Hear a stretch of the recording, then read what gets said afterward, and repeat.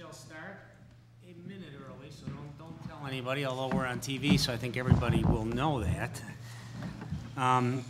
This is the Village of Riverside Board of Trustees regular meeting. It is Monday, November 5th, 2012 at approximately 7:30 p.m. We are at the Riverside Township Hall. We're on the third floor. The election is tomorrow, so the rooms downstairs are taken. We are at 27 Riverside Road. Welcome. Residents and visitors are welcome to all meetings of the Village Board. Comments and suggestions on any topic are welcome at any regular meeting. Comments may also be made during the time identified for public comment on the agenda, or if the comments pertain to an agenda item at the time that item comes up for discussion. Individuals who wish to comment must be recognized by the president and then speak at the podium, and should begin by identifying themselves by name and address so that the village clerk can add this information to the meeting minutes. So again, welcome. Welcome to everybody who's here with us today. This meeting is not broadcast live. We don't have the capability to broadcast live from up here, but it will be on delay on Channel 6. It will also be on DVD in the library, and it will be up on our website shortly. So thank you all for paying attention to what's going on with your village. At this time, I'll ask Kathy Haley, our village clerk, to call the roll. Trustee Sussman. Here. Trustee South. Here. Trustee Reynolds. Here. Trustee Shutt. Here. Trustee Sackey. Here. Trustee Valerie. Here. President Gorman. Here. Also present at tonight's meeting, Village Manager Peter Scalera and Village Attorney Lance Molina. Village Clerk Kathy Haley. Thank you. So we have a quorum, so we shall proceed. I would ask everyone to please rise and join us in the pledge, or I'll ask Trustee Shevitz to lead us in the pledge today. I pledge allegiance to the flag of the United States of America and to the republic for which it stands, one nation, under God, indivisible, with liberty and justice for all. And as we say the pledge to our great country here, we all know tomorrow is Election Day, so for those of you who have not early voted, please remember to get out and exercise your right to vote tomorrow. We have a few presentations on the agenda for this evening. First up, I would ask to come to the podium is Tom Sislak, and Tom is going to tell us a little bit about the 1,000 tree planting project. Tom has been before this board on a number of occasions. Tom, if you'd please step up. Before Tom says a few words, let me first say a few things about this project, particularly with respect to the article that appeared in the Illinois Farm Bureau this fall. We sent a copy of this around to all of our residents in the village via e-flash, and this pays tribute to Tom's project and the Village of Riverside into 1,000 tree planting project, and it's quite nicely done. As it says, squirrels are Mother Nature's version of the tree farmer, collecting seeds and carefully planting them every fall. But a group of dedicated community members can be pretty effective at these tasks too. Just ask Tom Sislak, the originator of the 1,000 Tree Planting Project, an all-volunteer effort to plant 1,000 trees on one day every fall in the Village of Riverside. This is the 6th year of this project. In the article, Mike Collins is quoted, our forester, as saying, Riverside has a strong tradition and vision for planting, and the 1,000 Tree Planting Project fits that vision of sowing seeds to help promote natural regeneration instead of just relying on squirrels to do the work. Now, how successful has this been through the years, Tom? Mike Collins estimates that for every 10 seeds they plant, they might get as many as 5 to germinate and 3 to grow. But as Tom tells the participants, if you're responsible for adding just one tree to the landscape, you're leaving an important legacy. Some of the trees we plant through the project will be here in Riverside for 100 or 200 years from now. So Tom, thank you for being at our meeting, and tell us a little bit about this year's project. Well, thank you very much, Mike. I know that the article was quite well received. I've already obtained 9 phone calls from throughout northern Illinois, central Illinois, southern Illinois, even a phone call from Buffalo, New York. So there are quite a few people. We're hoping that we can inspire other organizations, churches, scout troops to start their own 1,000 planting projects. So maybe, if not this year, maybe next year we can have at least 10 groups planting 1,000 trees, and we get 10,000 trees planted in one Saturday afternoon in November. So that's kind of one of our goals we're working towards. As Mike mentioned, this is the 6th anniversary for the 1,000 tree planting project. And if anybody would like to do some research, when we started in 2007, the United Methodist Church sent a film crew from Nashville, Tennessee, where the world headquarters are for the Methodist Church. And as far as I know, that video which they filmed and the articles are still on their website. If you're interested, the website is just the letters umc.org, umc.org, which stands for United Methodist Church.org. And then on the search bar, simply type in 1,000 tree planting project. You'll be able to view the video that was produced 6 years ago. Also the articles that were written at that time. What's fun in terms of every once in a while I'll check to see if the video is still on their website, and it's fun to see that the children that were there 6 years ago were maybe this tall, some of the 3- and 4-year-olds. For a while they were growing faster than the trees we planted, but now the trees are growing taller and faster than they are. It was a few weeks ago I was jogging through the Indian Gardens area and happened to spot a bur oak tree that was about 4 feet tall. So that probably was in the first tree planting project, 2007 or maybe 2008.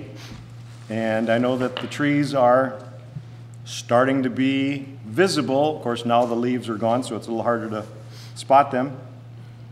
But during that publication of the video, as well as articles in the past years, Riverside has received publication in 27 different states throughout America, and also 4 foreign countries so far regarding the 1,000 tree planting project. There was an article that appeared in Holland, in Kenya, Africa, Nigeria, and then just recently in Canada. So we're also starting to get some international interest and obviously some great publicity for the village of Riverside. As Mike also mentioned, the article that was in the Illinois Farm Bureau magazine was also sponsored by the Illinois Agriculture Association. This year's planting project will be on Saturday, November 17th, starting at 10 o'clock in the morning. And Mike Collins and I will have about a 60-minute teaching seminar for all of the returning veteran planters as well as new planters, just to teach them the process of planting the seeds, how to use the tools I developed many, many years ago. It takes about 3 hours for each team. We'll split up into 10 different teams. Each team will have a bucket of about 100 seeds. This year we might end up with more than 10 teams due to the publicity that we've received and the interest growing in this particular project. When their planters are finished, they can then return back to the church. We're going to have a hot chili dinner for everybody to warm up on a cold Saturday in November. This year we're going to plant about 12 different varieties of trees, seeds, usually 5 or 7 different types of oak, white oak, northern red oak, bur oak, overcap oak. There's about 200 different varieties of oak trees. Shagbark hickory, black walnut, buckeye, and also hazelnut. And we have a special seed. I'll bring them, maybe you can pass them down. That should be enough, I think. You didn't bring any squirrels with you, did you, Tom? I think they're pretty close behind. I said that these buckeyes were in this particular room. This each year I try to find something special and unique to add to the planting project, and this buckeye is part of a line of many different types of buckeye or chestnut. This one is special and unique in the fact that it's a seed from the biggest buckeye tree in the entire United States, the largest found thus far. And this tree is actually right here in Oak Brook on the world headquarters for McDonald's. If you know where the Hyatt Hotel is, they actually built the Hyatt Hotel around this particular tree. And I happened to be jogging through that area, as I do frequently out in Oak Brook, and spotted the sign which designates That particular buckeye is the largest in size. They estimate the tree is pretty close to 200 years old. So that particular DNA in that seed should be a good quality buckeye that we'll also plant here in Riverside. When and if you might be able to attend the tree planting on November 17th, this year I'm going to go through a little bit of additional research that I have read in many of the different tree books that I have. Kind of lost count of how many books I have. And going to do some explaining of some of the oldest trees in the world, which are now becoming publicized and talked about. These trees have obviously been there for hundreds of years, thousands of years, but with the interest continuing to grow to help combat global warming, a lot of this information is now becoming known and written. And I'll just mention one of many pages of notes that I'll actually go through at the tree planting, but one unique tree that I wanted to talk about tonight just for a second is actually the largest tree that's been discovered and publicized thus far in the world. And the diameter of this tree, believe it or not, is 35 feet. The base diameter is 35 feet. The height of the tree is close to 150 feet. And they estimate the age is pretty close to 2,000 or 2,500 years old. And what's unique about comparing this is the next time you look at the famous Riverside water tower, I stepped off. The diameter of the water tower is only 28 feet, and the water tower is only 108 feet tall. So this tree is bigger diameter, taller than the Riverside water tower. And it's located in Mexico, but it's actually a bald cypress tree, which is called the sequoia of the Midwest. This tree grows throughout the Midwest, Illinois, Minnesota, even in Canada. So something rather unique regarding very large trees. We used to think that the redwood in California were the biggest, but they're now finding that there are many other trees that are bigger as well as older. The other photo I brought, which I think I also brought last year, but maybe not. This gives you an idea of the size of the tree. And also, this photograph was taken in the early to mid 1800s.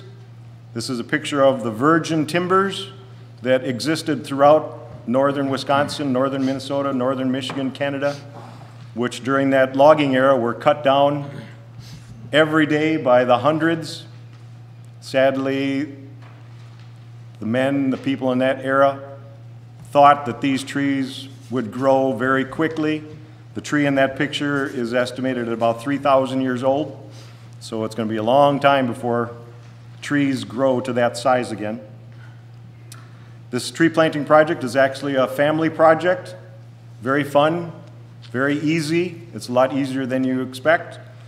The children probably are the most excited when they're out in the woods with their family and parents. We have grade school children, junior high children, high school students. This year we're going to have a class that's going to attend from Moraine Valley College. Their professor is going to bring their class and participate. That's great. With the recent disaster out east, the Hurricane Sandy, you've probably seen a lot of the publicity on television. More and more discussions are being made and brought forth regarding the fact that storms of this nature are due to the fact that the ocean water is getting warmer. Global warming is having a huge effect on the temperatures of the water. Just this last summer, as you know, it was extremely hot, very dry. And in Texas alone, they estimated that there were 50 million trees that died just in the last 2 or 3 summers of drought. So this project is making a little bit of progress. We're hoping we can inspire several other people, other groups to join us. And I know that here in the village of Riverside with this 1,000 tree planting project in the 6th year with the permeable brick parking lot that we installed just a few months ago, with the removal of the dams in Riverside, all these factors lead towards increasing the oxygen content, diminishing the carbon dioxide. So I think Riverside is actually in the forefront of a lot of these projects, and hopefully a lot of the people in the future, hopefully near future, will decide to add projects like we've already done in their own individual communities. So I thank the entire village board for this opportunity to have this tree planting project. Mike Collins especially has been a tremendous, tremendous resource for us. And if you can make it to the planting on November 17th, we'd love to have you all there. Thank you very much. Any questions? What's the time on the 17th, Tom? Starts at 10 a.m. at the Riverside United Methodist Church.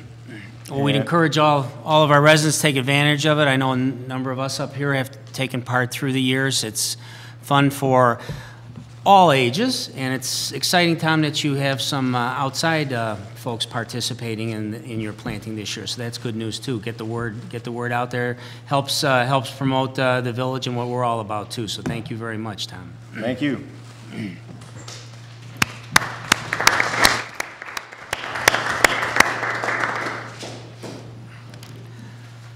Okay, next we have a presentation for Dr. Bob Novak. Dr. Novak received the U.S. Congressman Dan Lipinski's 2012 Senior Citizen of the Year Award, and I'm going to ask Dr. Novak if he would join me at the podium, and I'm going to present a certificate to him from Congressman Lipinski.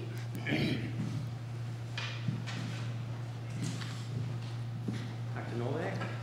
Thank you.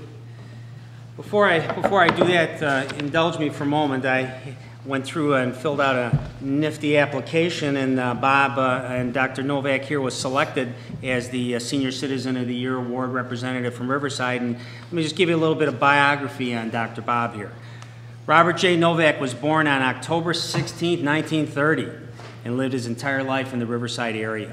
Bob attended Central and Hauser Junior High School in Riverside, and went to St. Procopius in Lisle for high school and remained there for college. He attended Stritch School of Medicine at Loyola University and received his MD in 1959. Dr. Novak married the former Marjorie Ann Licour of Berwyn on June 7, 1958, and Dr. Novak is the proud father of 5 children and grandfather to 5 grandchildren. So I'll skip over all of the niceties here and let me go to the conclusion that I wrote for Congressman Lipinski to consider. What I said was, at the heart of Dr. Bob, the heart of Dr. Bob has always been in the right place, demonstrating loyalty and dedication to his fellow community members in everything that he has done. When people speak of the history of the village of Riverside and Riverside Township, particularly over the last 50 years, he is part and parcel of that story.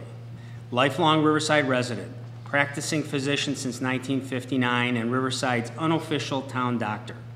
Former chair of the Riverside Economic Development Commission and founder of Riverside's Our Town Project. Current member of the Riverside Cable Commission. Director of the Riverside Township Senior Citizens Society, and Dr. Bob conducts monthly blood pressure clinics for senior citizens of Riverside Township. He is an avid jazz musician and founder of the Chicagoland Big Band Jazz Society, husband, father, and grandfather, and dedicated senior statesman. So Dr. Bob, I'm going to present you with a plaque which you received at a luncheon earlier this month from Congressman Lipinski. And this plaque says, 3rd Congressional District Senior Citizen of the Year Award presented to Dr. Robert Novak in recognition of outstanding and invaluable service to the community. Signed by Congressman Lipinski. Dr. Bob.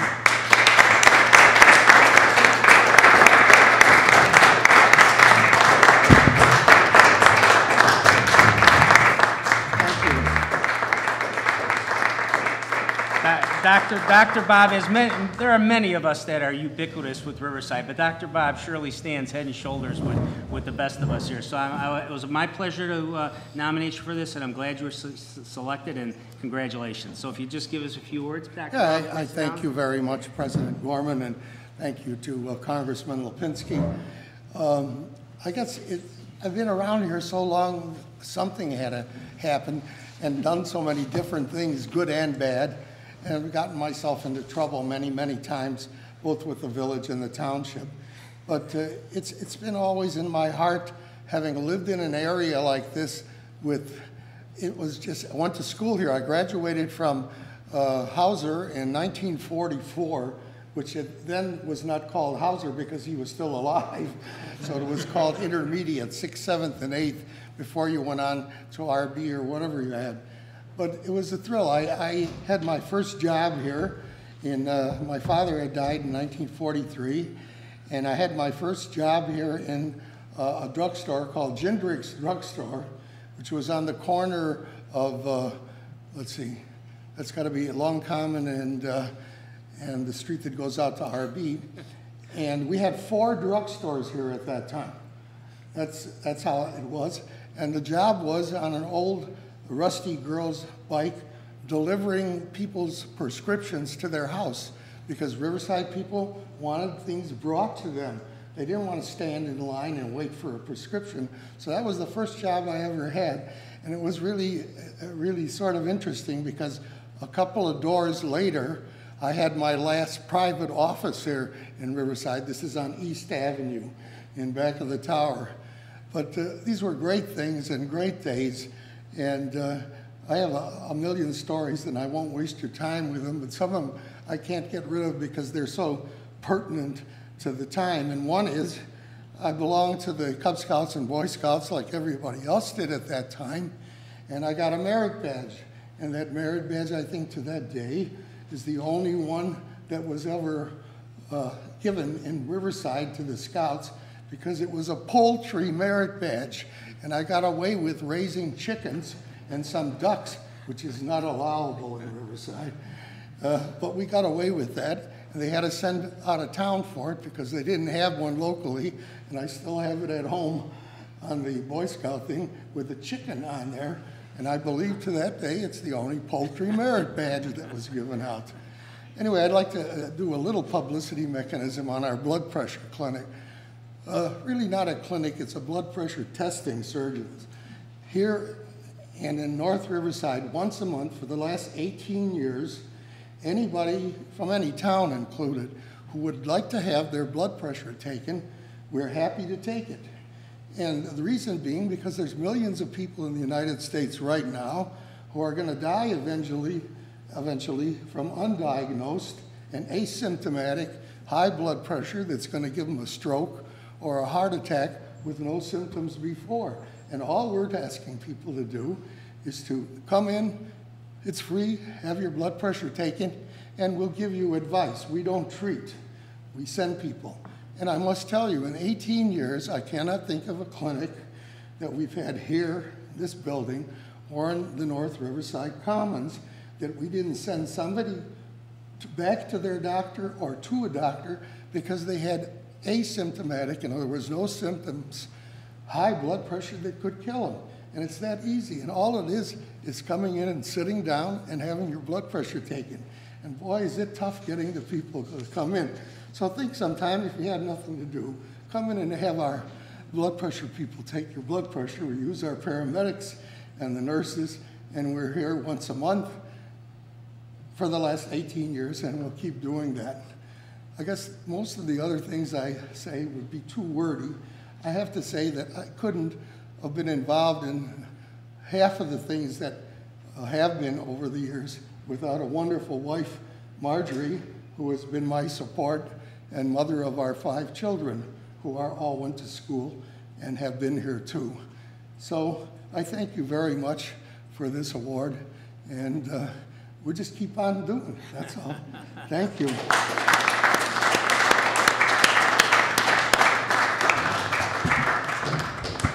When I spoke to the congressman's office a few times, I think they always expected me to call him Dr. Novak, but I just can't help but always say Dr. Bob. So after a little while, they kind of understood who Dr. Bob was, and we got rid of the Novak. So congratulations, Dr. Bob.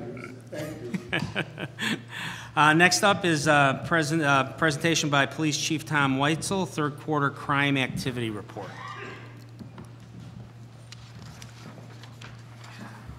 Thank you, President Gorman and Board of Trustees. I'm just here to make a short report on the crime stats and activity as it stands actually as of September 30th, which would have been the close of our third quarter. The report always lags behind a little bit because some of the data I have to obtain from the court system and the clerk's office, and they routinely run a month to 6 weeks behind on getting us their stats that we have to submit to them to be verified. So as far as the uniform crime report, meaning the actual felonies that are reported, these do not include misdemeanors. We're down, at the third quarter, we're down about 10.4% versus the same period in 2011. That really comes out to about 103 reportable crimes. Like I said, those do not include the misdemeanors. Those are not counted by the FBI. I don't, typically the last 3 months can get a little bit busy during the holidays, so I would expect that decrease will shrink some. The arrests were down about maybe 30 or 40. We've made, as of September 30th again, they made 316 physical arrests. That'd be about 11% drop for the same period in 2011. Some of the stats that are obtained from the court system and our in-house 911 system, our calls for service are slightly up, just over 1%. We were at 10,748 as of September 30th. The 911 calls to the police department were down over 18%. The administrative phone calls were down over 19%. Moving violations, which are traffic tickets, state traffic tickets, were down 10.7% at the third quarter. Parking tickets were up 6.2%, and DUI arrests were up 7.1%. I include those numbers because those are what the court system tracks as their major numbers, and those are the numbers that they deliver back to the police department. If we wanted other numbers for stop sign violations and other minor offenses, we could get those, but the court system routinely sends out that data. So there's still 3 months left of our reporting. I do believe that you'll see some of those, especially the moving violations, go up because we have 3 more periods of grant time that'll happen between now and the end of the year, and typically we'll see more citations issued during the grant time. And I'll have a more complete report probably in early 2013. I say that positively because I wait for those numbers to come, and sometimes at the end of the year the court won't get me those numbers till March or April, just the way that the court system is set up. But as soon as I get their final numbers and we have our final crime numbers, I'll make a report to the board and the residents. This report will be released tomorrow via e-flash, and the press release will be sent out to the local newspapers. And then the final numbers will also be included in our annual report made to the board probably in early April. If there's any questions I could answer for the board, I'd be happy to. Tom, I don't see any questions, so thank you for the information. We'll look forward to getting further information from you. At this time, is there anybody who would like to address the board? Unless there's anybody else who wanted to come first, I invited a guest tonight to talk to us, but I wanted a little background before she steps up. Allison Bowman is here from St. Mary Church, and the reason I asked her is this past Saturday, we had the Riverside Springs Ahead Fall Cleanup Day, which is one of our 2 days a year that Riverside Springs Ahead goes out into our central business district. This project on Saturday was to actually clean up and prepare the beds for the winter and in anticipation of the spring. We had our normal stalwarts there, Terry Cologne, of course, and Bob Dent, who were 2 of the coordinators of the project. Ida, Matthews there, Nancy Schnell, kind of our stalwarts. We had a number of people from the boys from the Boy Scouts were also there. But what was really special about this past Saturday was the presence of St. Mary's. We had over 20 volunteers show up from St. Mary's Church, and without them, we would not have been able to accomplish what we accomplished on Saturday. We basically got every single planter bed in the downtown area cleaned and prepared for winter. If you take a drive behind Metal Mites over there on Quincy, you will not believe the transportation, and that was largely thanks to Allison. But this effort by St. Mary's was part of a larger service outreach program that St. Mary's is doing, and that's why I asked Allison to come tonight to tell us a little bit about it. So Allison Bowman, welcome. Good evening. My name is Allison Bowman, and just very briefly, I wanted to say thank you, by the way, for helping to coordinate our day of service. The service outreach program at St. Mary's is several years old, and basically what we do is we organize projects for people who want to volunteer. Most people want to volunteer for something, they just don't know how to do it or where to go, and they need folks to organize projects for them. So what I'd like you all to consider, both from a village perspective and maybe from a township perspective, is where you folks may have ideas for projects that we could assist or partner with. We focus on 4 areas: poverty, the elderly, military and their families, and the environment. And so somehow most of the projects that we do can probably fit into one of those 4 buckets. And they can be small, they can be large. We like them to incorporate the youth, the elderly, and even folks perhaps who can do things from home, whether that's making phone calls, reminder calls, or whatever. So they're just ideas we'd like you to consider. Any ideas that you'd like to bring to us, we certainly would like to be able to incorporate them into our service fairs for our parishioners and anyone else to sign up for. So for example, 3 times a year, we have service fairs after each of our masses, where the projects are already planned, the timelines are done, the people come and they figure out what they like best, and they sign up for it, and then they come to do the service. It can be behind the scenes thing, it can be an active thing like we did with the cleaning the beds, it can be food drives, we cook for homeless shelters, we sort medical supplies, all sorts of different things. So all I would ask is if you have ideas, and this is an ongoing yearly thing, doesn't just happen during seasons, so it's all during the year. If you have ideas, feel free to contact me at any given time with what your ideas are. We can plan them together, or you can tell me what the parameters are, and we can certainly see if they fit into one of those 4 areas that we focus on. All right, and I'd be happy to leave, I think I've sent you our mission statement and the parameters, so pretty basic. So if you have ideas, we're very willing to help to provide volunteers to do that, because people want to volunteer. And I think it's a great way to, especially to indoctrinate young folks into providing service for their community. Anyone have any questions? Okay. Well, thank you, Allison, for alerting us to the opportunities that you provide to your parishioners and to the students at St. Mary's. I think it's a tribute to you and to your organization, and I'm sure by you appearing before us and speaking, some of the other residents are hear about it. Hopefully, we can get some more activities for you to work on. So thank you very much. And if I can just add one final thing to that, because there was one group who is there every single time we have a project like this, and that's our staff. We took, I don't know how many truckloads of debris, cut down plants, leaves. I mean, we just, it seems like every time we turned around, Mike Collins was there again with the truck, and we were loading another truck full.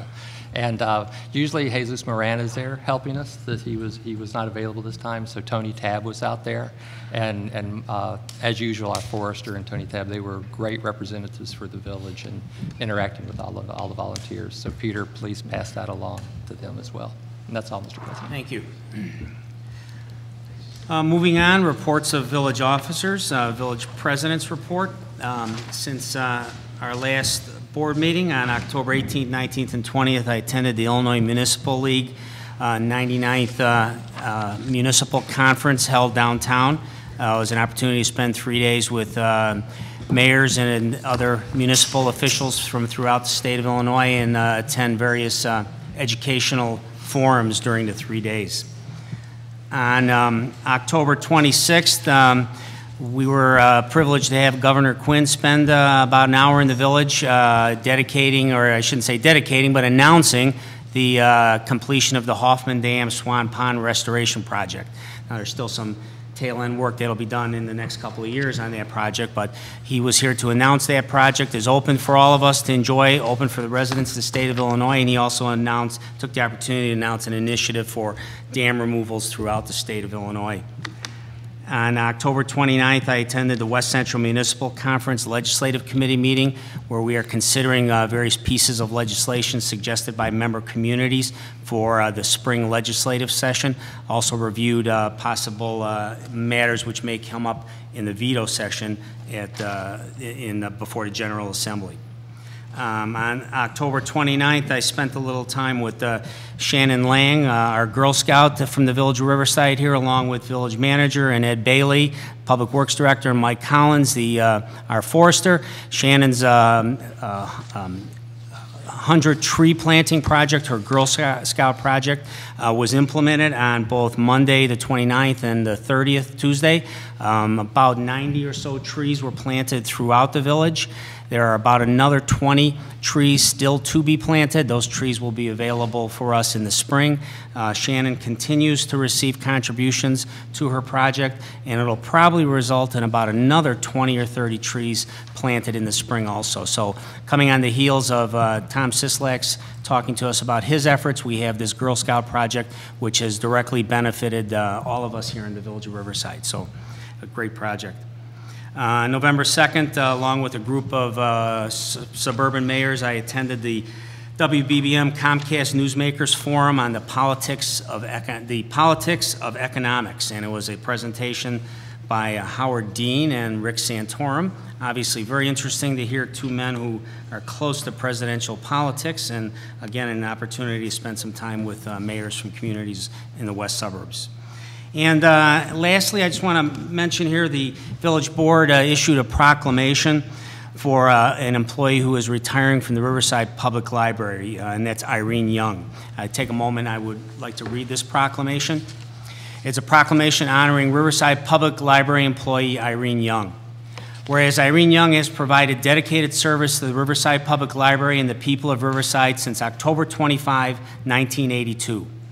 Irene Young has worked at the Riverside Public Library in many varied public service capacities. Irene was born in Stuttgart, Germany, and came to the United States at the age of 10. She graduated from St. Joseph Hospital School of Radiography with a degree in radiological technology and served as a valuable staff member at St. Joseph Hospital in Chicago. Irene has demonstrated great dedication and commitment to her fellow staff members of the Riverside Public Library and to the Riverside residents that she has provided with superior customer service for the past 30 years.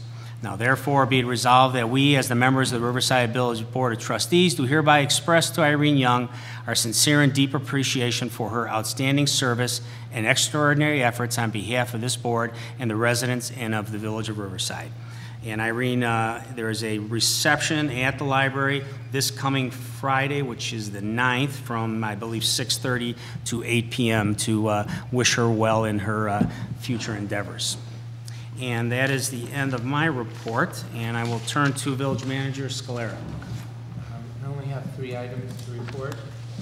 The first is a reminder for our residents that on November 6th, the Public Works Department will be repairing a failing manhole on Harlem Avenue near the intersection of Black Hawk. A traffic lane will be obstructed, so please expect some traffic delay.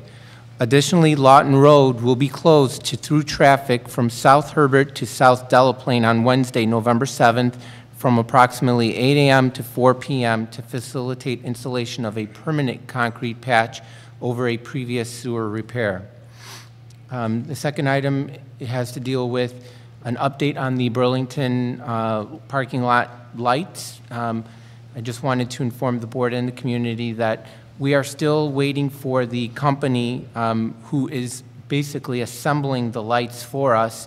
They are waiting for a few parts that they need in order to complete assembling of the fixtures, and we are hoping to have the lights in before the Chamber's November 30th holiday stroll. And finally, a good job to Parks and Recreation Director Ron Malicchiotti and his staff for a great turnout for the Halloween Happenings event. Children and parents enjoyed the fun and the magic show. Thank you to Urban Leaf and Bean, who served up some goodies, and AM Design Services, who ensured the tower carried its spooky glow once again. And that is all I have.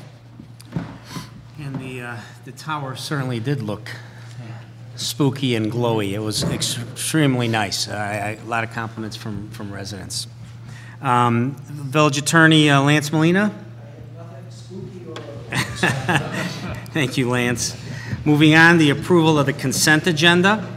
On the consent agenda this evening is the approval of the bills of November 5, 2012. Approve Village Board of Trustees regular meeting minutes of October 15, 2012. File and review Parks and Recreation Commission meeting minutes of August 27, 2012. And Parks and Recreation Commission meeting minutes of September 24. And file and review Safe Environment Commission meeting minutes of May 24, 2012. Does any trustee require any item to be removed from the consent agenda for discussion? If not, I will ask for a motion and a second on the consent agenda. Second. So we have a motion by Trustee Shevitz, a second by Trustee Reynolds. Would you please call the roll? Trustee Sussman. Aye. Trustee Sal. Aye. Trustee Reynolds. Aye. Trustee Shevitz. Aye. Trustee Satchel. Aye. Trustee Valerie. Aye. Thank you, and the consent agenda is adopted. Moving on to the next item on the agenda, the reports of the board chairpersons. First up is Finance, Personnel, and Preservation, Trustee Sachi. Thank you. The first item I have this evening is the estimate of the 2012 property tax levy for the Village of Riverside, Illinois, and the Riverside Public Library. The State of Illinois Truth in Taxation Law requires that not less than 20 days before any taxing body makes its tax levies, it must determine how many dollars in aggregate property tax extensions will be necessary. This is for the 2012 levy that will be collected in 2013. The 2012 tax levy estimate for the village is $4,972,643 after abatements of $714,490, which is 4.8% greater than the previous year.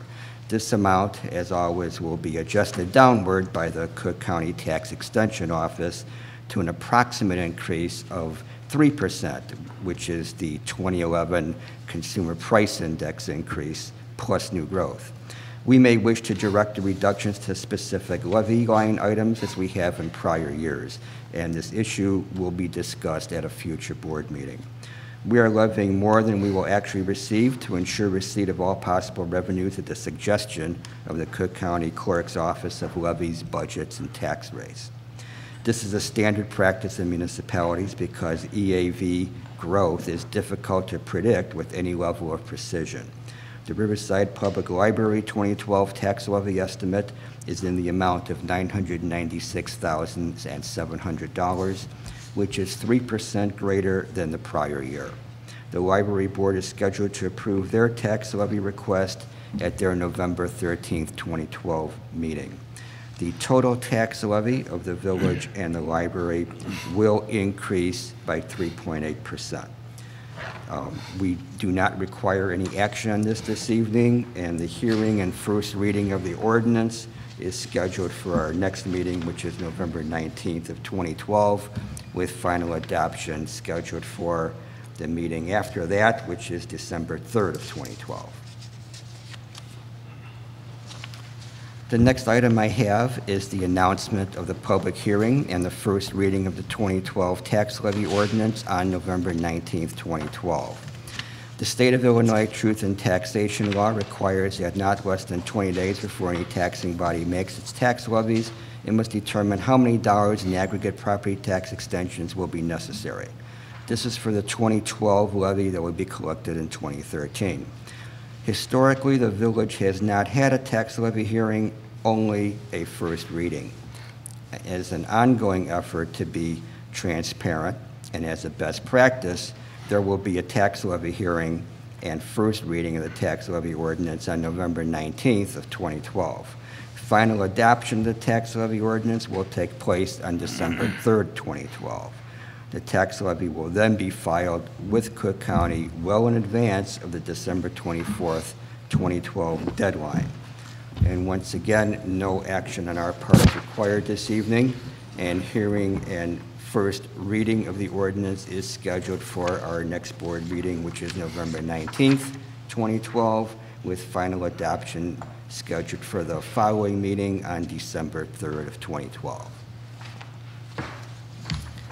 And the next item I have is the announcement of the public hearing and first reading of the budget ordinance on November 19th of 2012.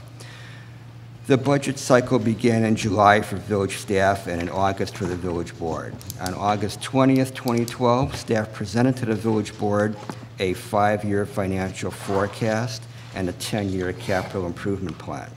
From this meeting, staff then reviewed the capital needs of the village and made capital requests for fiscal year 2013 that were discussed on September 17th of 2012. Staff incorporated the village board recommendations and policy decisions from those 2 meetings when presenting a recommended budget on September 25th of 2012 at the village board budget workshop. All changes from this meeting and the village board meeting on October 15th, 2012 are incorporated in the schedule that is included in addition to the policy progression. Historically, the village board has not announced the budget hearing during a meeting. As an ongoing effort to be transparent and as a best practice, staff recommends the announcement of a public hearing on the budget ordinance and first reading. The hearing will take place on November 19th of 2012 with final adoption of the budget ordinance to take place on December 3rd of 2012. The budget ordinance will then be filed with Cook County. Public notice that will be published in the landmark is attached for your reference. And again, no formal action on our part is required this evening. Hearing and first reading of this ordinance is scheduled for November 19th of 2012 with final adoption scheduled for December 3rd of 2012. And Mike, if I may make a comment here, this budget, as we have directed so far, is very close to being balanced, which was our initial direction to staff. It falls short by a little over $18,000 on an $8 million plus budget. I would still like to see this budget balanced, and in checking with staff, a further transfer from the IRMA tax credit, surplus credit that we have, of $21,600 would balance this budget. And personally, I would like to see the board give the staff the direction to do that. And it would still leave a credit standing there of over $25,000.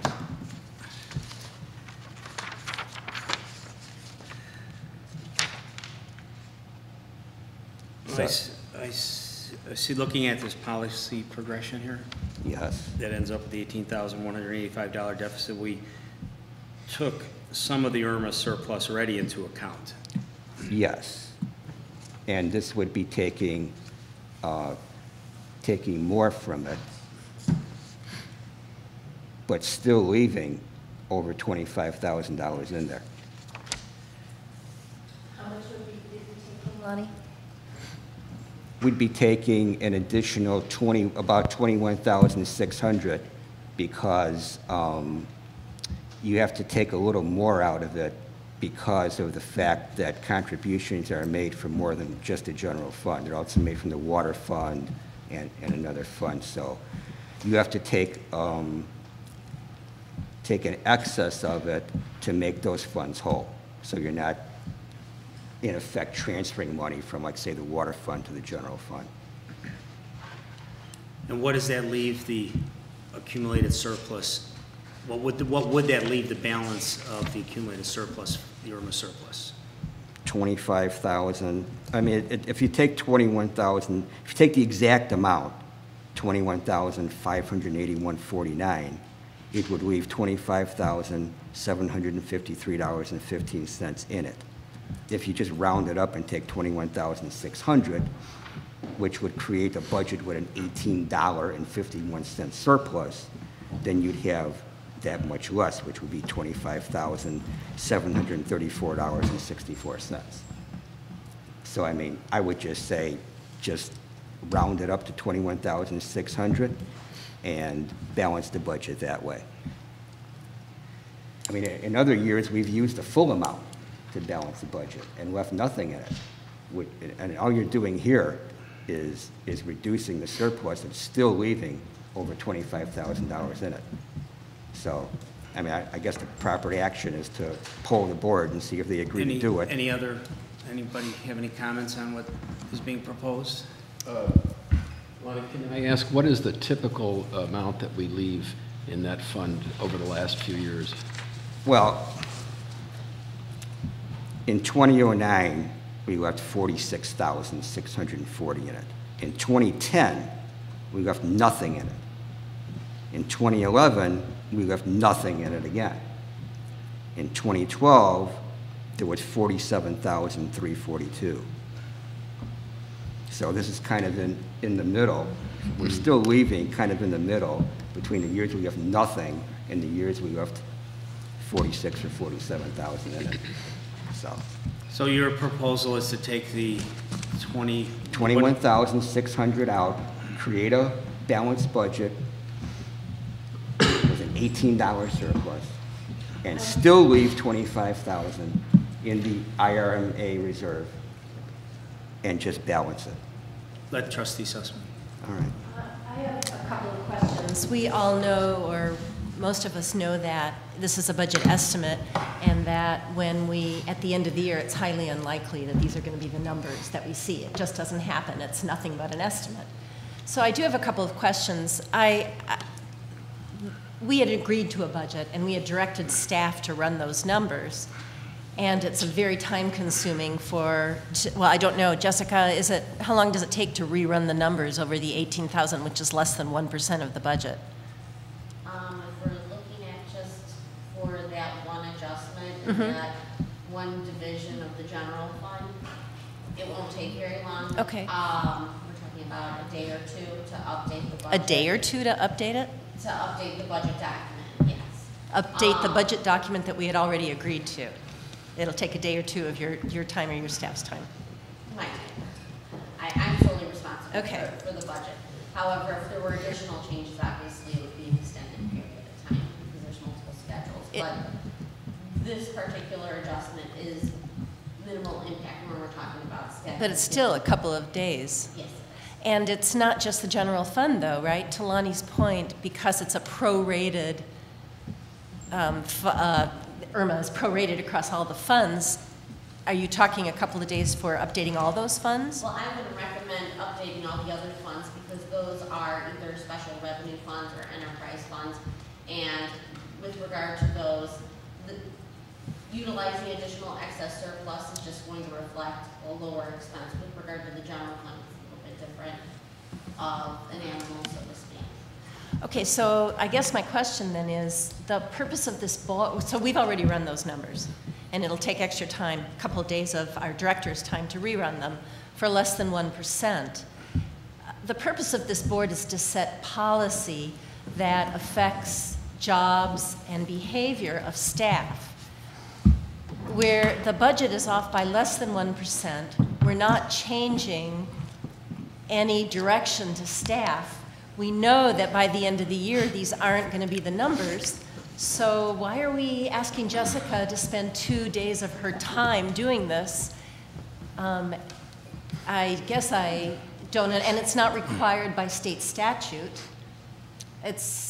I guess I just don't quite get the logic behind asking our director to spend those 2 days when it has actually no effect on behavior or outcome, which is really what we should be concerned about, our outcome at the end of the year, our spending at the end of the year.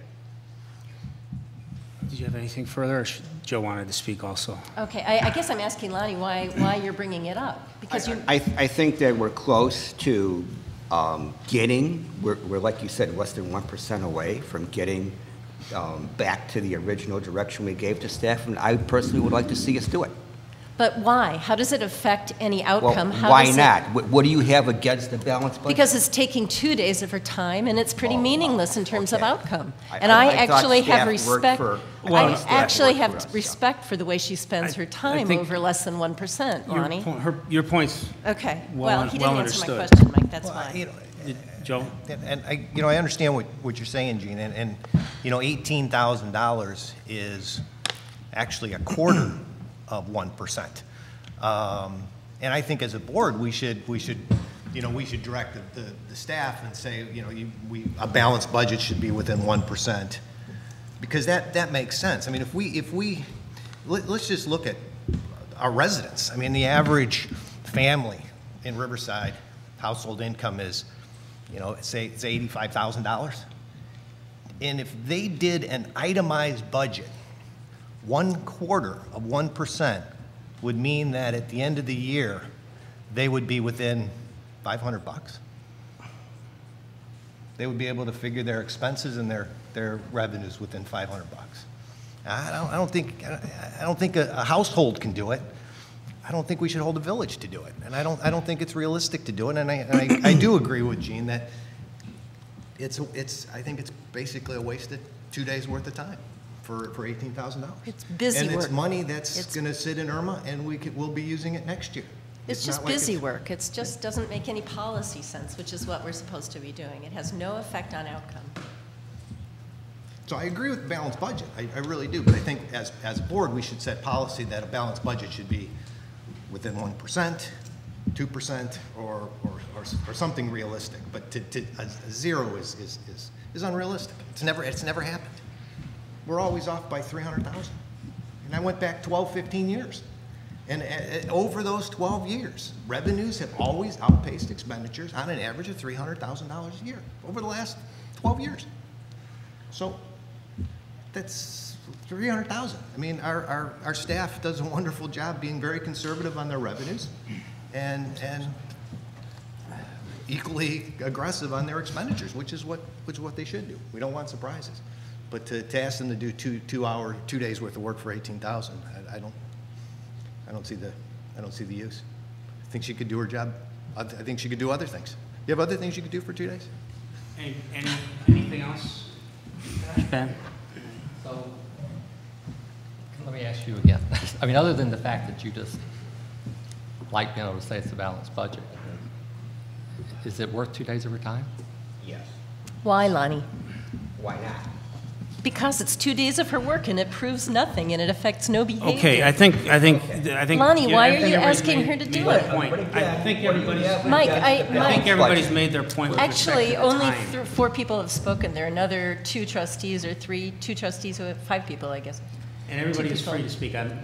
Excuse me if I've said it too broadly. I think it's clear that the point has been made about the time involved in making the But change. we haven't So, gotten an answer of why we want to do this. I think it's a fair question. It was not put on the agenda. Is there anybody else that It was cares not to put weigh on in? the agenda. I'd like to know why it wasn't even put on the agenda. Yes, You know, sir. it's, Lonnie, I The don't budget get is why on you the wanted agenda, to I do guess, the is the work. answer to that.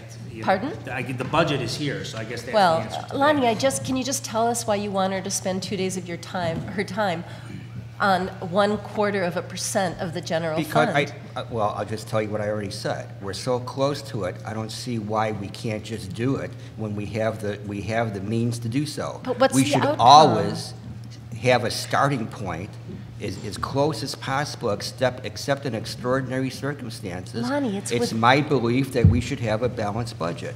Now, if you want to say it's close enough, then you can go ahead and say that. Lonnie, you understand that it's an estimate, right? And you understand Yes, Jean, distributions I around an understand estimate. that. Yes. So you're just giving her busy work. I think. What kind of precedent is this setting if we're setting policy based on our perceptions of whether it's worthwhile to ask staff to do something or not?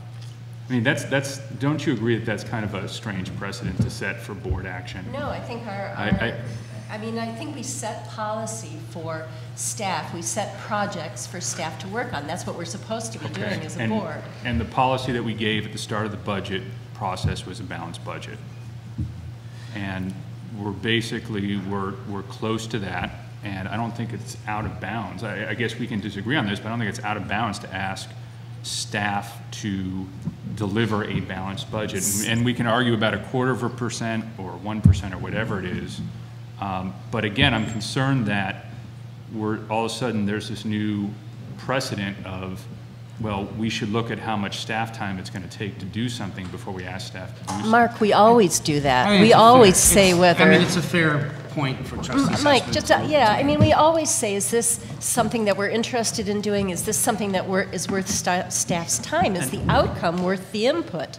I mean, that's not new for us. That's a fair question. Trustee Sells? I mean, I understand, Gene, what you and Joe were saying. And it does seem to be an effort in style over substance. I mean, this seems to be more of an attempt just to be able to say that we balance the budget, so that we can say we balance the budget.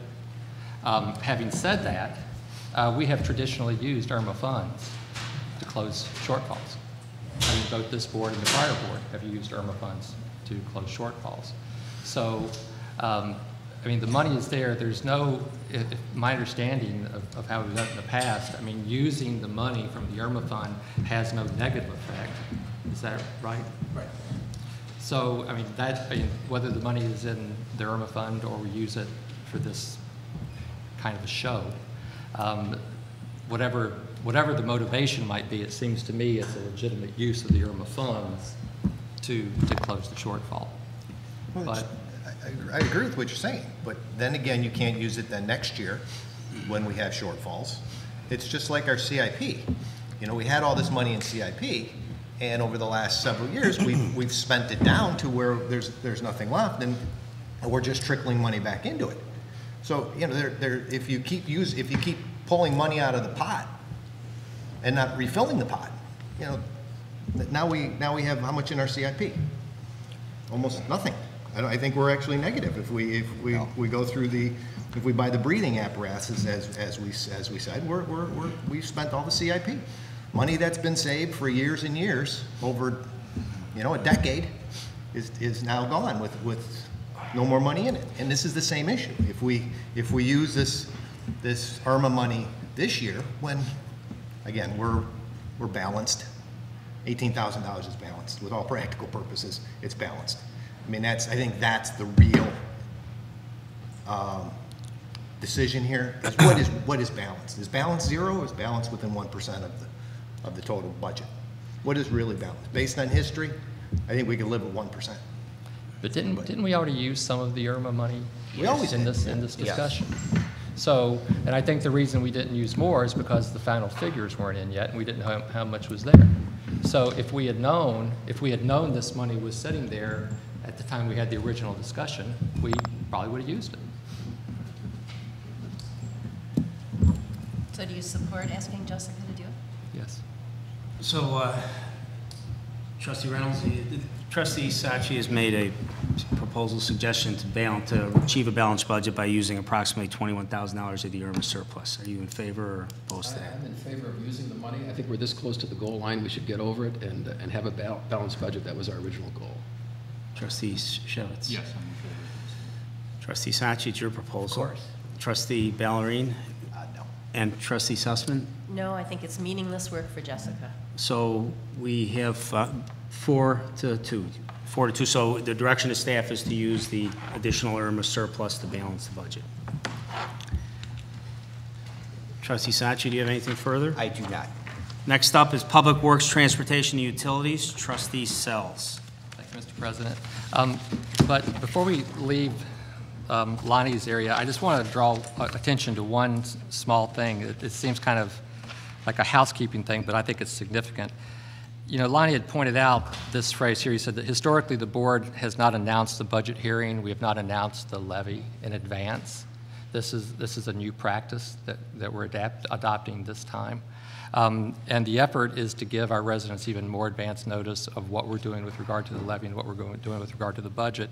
And this idea originated with our finance director, Jessica and Peter.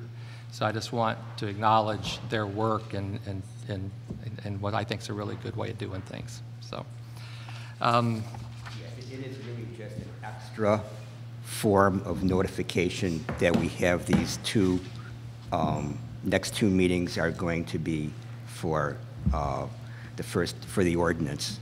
And so before we always there's a public notice required. We always met the requirements, but this is just an extra notification, so. Yeah, it's a good Yeah. thing. There's sort of an extra safeguard built in the process for having a public hearing on a levy as well, because although you don't have to if you're under the 5%, if you notice what you're levying is very close to 5, and when you estimate new property, if you don't do it every year, in a year when you might be levying 5 point something to capture that new growth, somebody might forget. And so by having it as part of the procedure and the tradition of the village, it just is an added safeguard. It has that benefit as well. So, so I have two other announcements before we get to the resolution. The first one is that on November 19th, our next board meeting, at 6:30, so right before our regular board meeting, there's going to be a special meeting at which Commonwealth Edison is going to be here to present their annual report. And they're also going to be here to answer any questions or comments that either the board or our residents might have. So I know I hear often from people in various areas of the neighborhood that have repeated power outages and things like that. This is the chance to be the squeaky wheel. So if you have something to say to ComEd, 6:30, November 19th, come and have your opportunity. That's the first thing. If I might have, possibly, you can comment. If there are residents, and Peter will issue an e-flash so that this word gets out, but if there are issues that people are concerned about, possibly if they notify Peter ahead of time, at least then we can at least, ComEd won't be able to say, well, we'll get back to you, so we can get an answer next at the next meeting. You can do that while Jessica's redoing the budget. The next thing is there is a new business open in town. It used to be the wine bar over on East. It is now the Riverside Tap Room. And it's they feature 12 craft beers on tap, and they have wines by the glass as well as bottled beer and wine. So Carl Coate and has a new partner, Chris DeBracchio from Brixie's, and they've just now reopened. It's completely remodeled inside. So if you haven't been over there, go check them out. So those are the announcements. So now to the... I can say I already tried the beer, and it's pretty good. It is very good. So as to business, I have a resolution authorizing the village president to execute a master agreement with Archon Associates for village architectural services. The village is proposing to enter into a master agreement with Archon Associates for architectural services. Archon is a design firm of architects, roof and masonry consultants, environmental consultants, and construction managers that provide services to municipalities, school districts, park districts, and a wide variety of commercial clients. Since 2005, Archon has been involved in the following Riverside projects: the renovation work at the historic water tower, a facade design at the police and fire station, roof repairs at fire station number 2, asbestos sampling at the West Well House, roof replacement at the police and fire station, roof repairs at the youth center, and the train depot roof repairs. Most recently, Archon has been instrumental in developing the project detail and cost estimates for the train depot grant applications to repair masonry and to replace the roof. Archon has been previously engaged to provide project specification, cost estimates, and project oversight of the masonry repair project at the train depot, for which the village received a grant from Metro. This project becomes the master agreement's initial project and would formalize the engagement. The master agreement builds on the relationship established between the village and Archon, takes advantage of the knowledge and experience that the company has gained of village facilities, and provides a framework to facilitate the engagement of the company for additional village projects. The master agreement sets forth the general services, terms and conditions, and compensation rates under which the company will be engaged by the village. However, and this is insignificant, for each additional project for which the village wishes to engage Archon, a separate project authorization must be agreed to in writing by both parties and attached to the master agreement. The master agreement is based on a standard American Institute of Architects document that has been revised and reviewed by counsel for both the village and Archon in order to reach this negotiated final version. So I move to approve a resolution authorizing the village president to execute a master agreement with Archon Associates for village architectural services. I'll second it. So we have a motion by Trustee Sells and a second by Trustee Shevitz on this resolution, and discussion. Trustee Shevitz. who to direct this at. Do we know, was Archon involved with in their work at the water tower renovation? We've had so many problems with the paint peeling off the top of it and the sides of it. Do we know, were they involved? What was their involvement in that portion of the water tower project? Does anybody know? Didn't think so. I don't think it was. No? Okay. I think that was before their time, yeah. Okay. Okay. Just wanted to check. And whom, Richard? Oh, that's right. Richard, I knew you'd know. So Peter, if I can just ask you to kind of give, because I spoke with you about this earlier today, the general idea is that this is really, with regards to efficiencies going forward, it gives us a basic framework, and once we agree to that, as we go through, if we have separate projects and we choose to use them, we have this in place. Correct. So it seems to me it's an efficiency, cost-saving effort, so I support it. It doesn't require that we use them for every project either, right? Okay, it's just a master, yeah. Yeah, I support it too. Any further questions or comments? If not, would you please call the roll on this, Kathy? Trustee Sessom.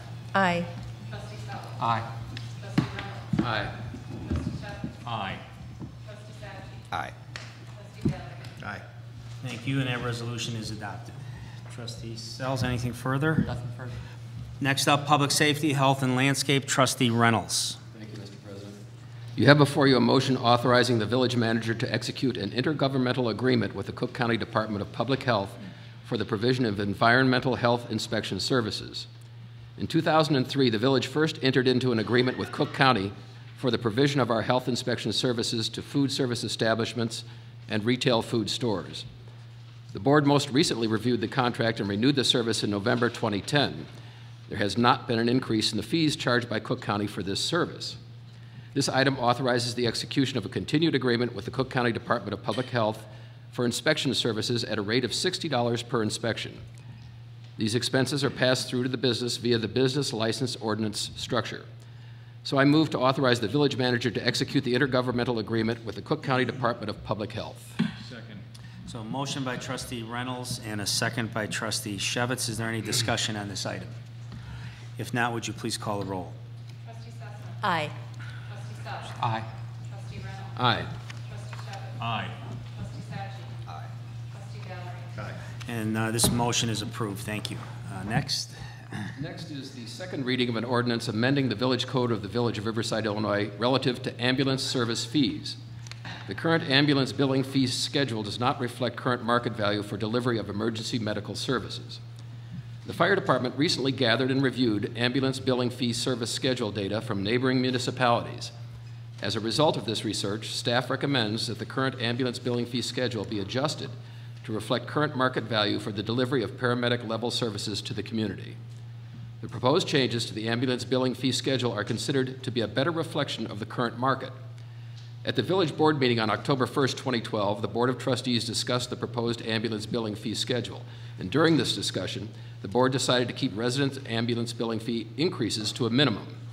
As a result, the board directed the village manager and fire chief to readjust the proposed ambulance billing fee schedule to reflect minimal increases to resident rates and present these proposed changes at the October 15th meeting. At the October 15th meeting, the board instructed staff to further amend the proposed service fees to hold resident fees flat and make up the difference with an increase to only non-resident fees. Staff recommends increasing the rates for non-residents and holding resident rates flat. However, non-resident rates should not be increased sufficiently to recoup the difference for not increasing resident rates.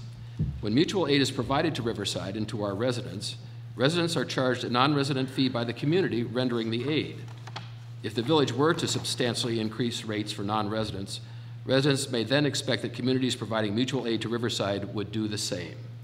The fees noted in the attached ordinance reflect that decision, so I move that we adopt the attached ordinance to adjust the ambulance billing fee schedule to be implemented on January 1st, 2013. Second. So we have a motion by Trustee Reynolds, a second by Trustee Ballerine. Is there any discussion on this second reading of this ordinance? Hearing? Trustee Ballerine. Hearing nothing, I will ask you to please call the roll. Trustee Sessom. Aye. Trustee Sells. Aye. Aye. Trustee Shevitz. Aye. Trustee Zaki. Aye. Trustee Valerie. Aye. And that ordinance is adopted. Thank you. Trustee Reynolds? Next is River Parks and Recreation, Trustee Ballerine. On behalf of the Riverside Cable Commission, If we don't get to it. and the commissioners, we would like to echo the congratulations to our fellow commissioner, Dr. Bob, as the 2012 Senior Citizen of the Year Award, honoring his many endeavors on behalf of the village and on behalf of our commission. Secondly, created by ordinance in 1937, the Riverside Park and Recreation Department this year will be celebrating its 75th year. The Riverside Parks and Recreation Department received the honor from the Illinois Association of Park Districts for its dedication to enriching the community through its continual enhanced recreational outlets. The department was delighted to receive this honor and is looking forward to serving the Riverside community with excellence for many more years to come. I will not read all the whereases. And that was from the, which organization? The Illinois Association of Park Districts. Very good, thank you. And that is it. Thank you. Thank you, Joe. Next, Building, Planning, and Zoning, Trustee Sussman. Nothing this evening, Mr. President. And Public Relations, Economic Development, Open Government, Trustee Shevitz. Nothing this evening, Mr. President. Okay, and the last item on the agenda is an executive session to consider the appointment, employment, compensation, discipline, performance, or dismissal of specific employees. We will not reconvene in open session, and no action will be taken at this meeting, so I would ask for a motion to adjourn to executive session for the foregoing reasons. So moved. Second. So a motion by Trustee Reynolds and a second by Trustee Shevitz. If you would please call the roll, Kathy. Trustee Sussman. Aye. Trustee Sell. Aye. Trustee Reynolds. Aye. Trustee Shevitz. Aye. Trustee Zaki. Aye. Trustee Valerie. Aye. And the meeting is adjourned. Thank you.